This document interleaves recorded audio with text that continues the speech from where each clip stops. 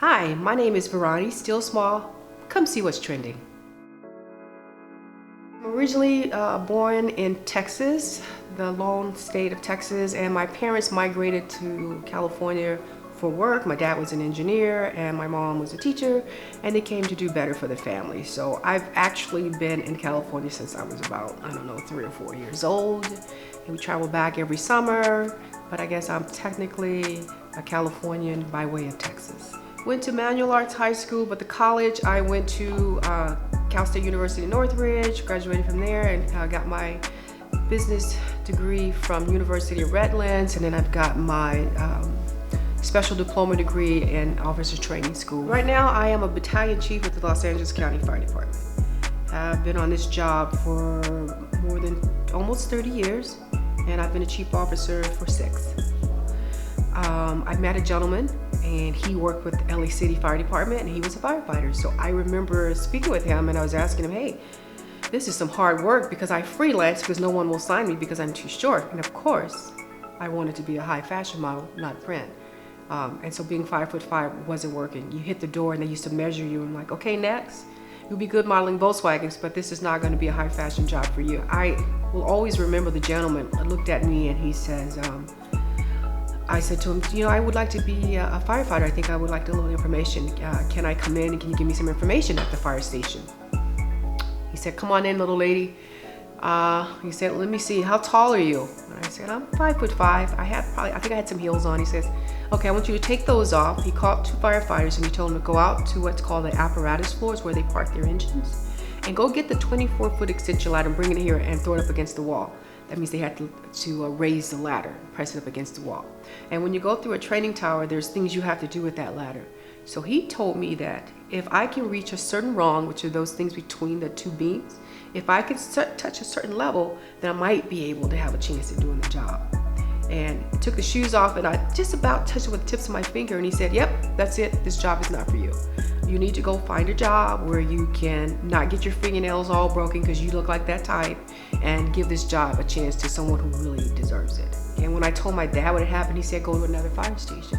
So I went to another fire station. This happened to be a county fire station, and those guys pulled me in. They start giving me information, let me put my hands on the ladder, they let me put my hands on some of the equipment, and said, you know what, you're pretty strong. You might want to think about calling these women who are doing it. And so I tagged onto a group of women, and we became like a real family of training, hard work, and getting on with the fire service. And I began to test everywhere, and that's how I got my skill set up too. And I finally got my call back, after 3 years of trying with the LA County Fire Department. And I'm just wrapping it all up. As I carried on in my career, I began to think, you know what? I need to move up. I can't stay on this level, because the more people I have on top of me, that's the more people need to tell me what to do, and I need to be in control of some stuff.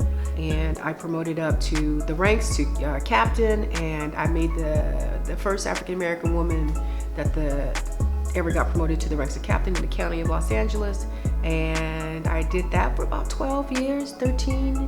And then I promoted to the ranks of battalion chief, and I am the only African-American woman and the first one to promote to that rank as well. And I've been that chief officer for 6 years. Not really. The funny thing is, Leslie, my husband Leslie, was filming, and he asked me for the address to the African-American Museum, because whatever the project was, it was Black History Month then or whatever, and it's been some years now, but he needed to go over there, right?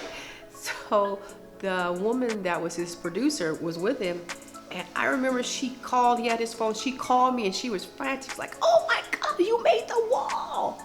I was like, I don't know what you're talking about. You're on the museum wall, your history. Yeah, it's a fire station turned into a museum. It's downtown LA on Vernon.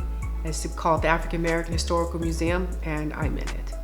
Success to me is having everything in order, where you don't have too much stress, where you have organization, where you have financial stability, that's a plus, and you have people all around you that care and love you and help protect you. Then you can be successful, because without some of those things, it's not all about money, because that comes and goes as you look at the recession that we live in now. But the resilience of power is people you love, that supports you, and the shoulders you stand on that keeps you going. That's success. I found peace as I matured and realized that I don't have to worry about half the things I do, because being a person who had found God early in my life but put him on the back burner, when I moved him to the front and I pray every day and give everything to him, there is a peace beyond understanding. In the next 5 years, I am going to be a stay-at-home mom. I know that sounds weird, being a stay-at-home mom, but I have worked for 30 years in the arduous job where I have given everything I have, because that's who I am. And from sunup to sundown, to force recalls, to out of state on FEMA teams, teaching in academies, and I'm still teaching academies now. I've been Woman of the Year from the Women's Commission, because I've been in various organizations. Not only that, with church. I mean, I have been a soldier for the last 30 years, and it just means the world to me now to be the soldier for my child and be a stay-at-home mom. So I will attend PTA if that still exists. I will be taking him to soccer, to French class, piano, whatever it is he needs. I will be able to dedicate that time and energy to him. Go for what you want.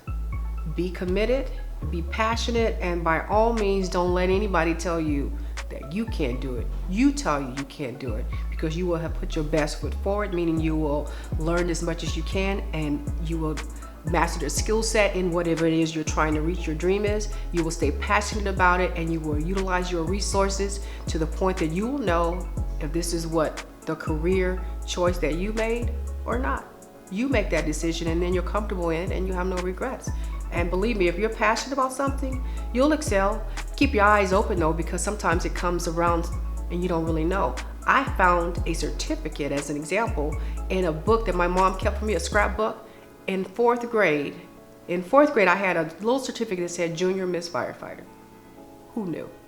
Hi, my name is Verani, still small. Come see what's trending.